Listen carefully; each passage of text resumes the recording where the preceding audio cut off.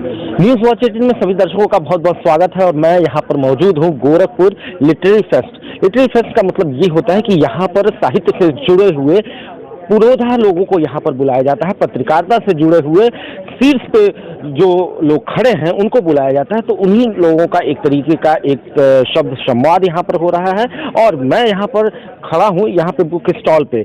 ये देखिए, ये एक सर्व भाषा ट्रस्ट करके जो कि नई दिल्ली के प्रकाशक हैं और सबसे बड़ी बात यह है कि यहाँ पर लगभग 34 भाषाओं में इनका प्रकाशन है और बहुत सारी किताबों का इन्होंने प्रकाशन कर चुके हैं।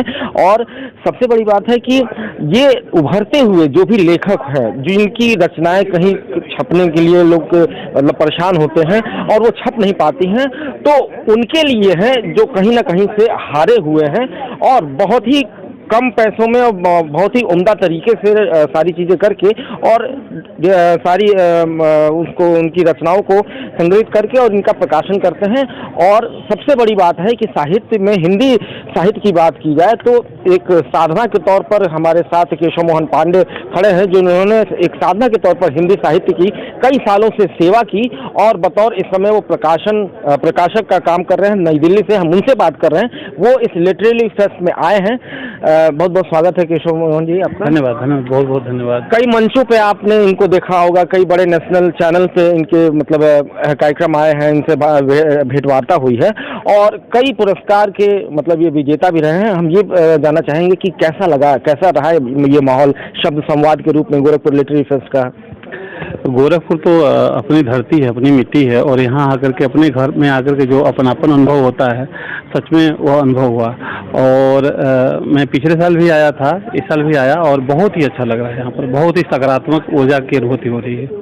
लगभग कितनी भाषाओं में आपका ये जो प्रकाशन हुआ है वो है और क्या उसमें क्या भोजपुरी भी है? 34 भाषाओं में अभी तक हमने काम कर लिया और मैं गर्व के साथ ये कहता हूँ कि इसमें भोजपुरी भी है और भोजपुरी हमारे पास भोजपुरी का 125 टाइटल है। और अभी आपको मैं बताऊं कि अभी जल्दी ही शीघ्र ही 2-3 दिन पहले ये किताब आई है भोजपुरी हिंदी शब्दकोश। तो भोजपुरी की हमारे पास बड़ी अच्छी थाती है। भोजपुरी के पहले उपन्यास से लेकर के और युवा रचनाकारों तक की रचनाएं हैं अपने पास।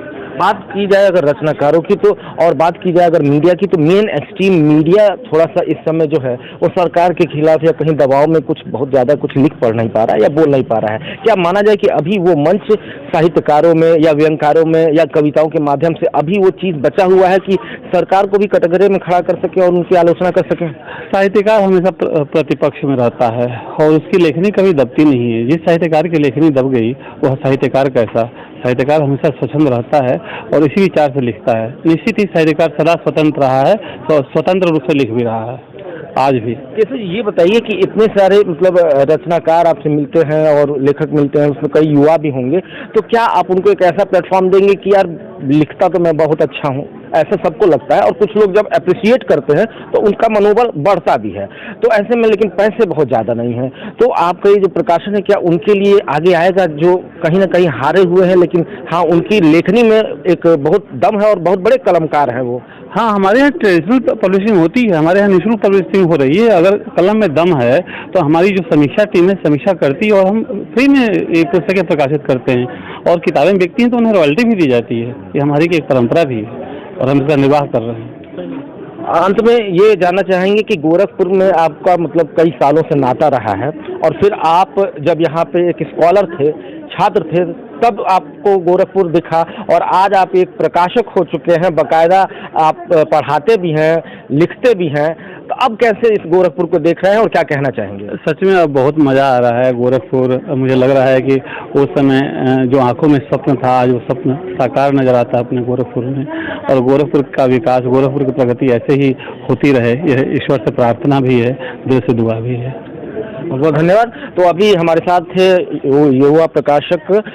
सर्व भाषा प्रकाशन जो है उसके साथ नए जो लेखक हैं वो जुड़ सकते हैं और हमारी इस खबर को जो भी देख रहे हैं वो इस वेबसाइट पे चाहें तो जाके सारी डिटेल्स ले सकते हैं। जो उभरते हुए कलमकार हैं उनके लिए कहीं ना कहीं एक बहुत बड़ा मील का पत्थर साबित होगा प्रकाशन के क्षेत्र में ये सर्व भाषा प्रकाशन।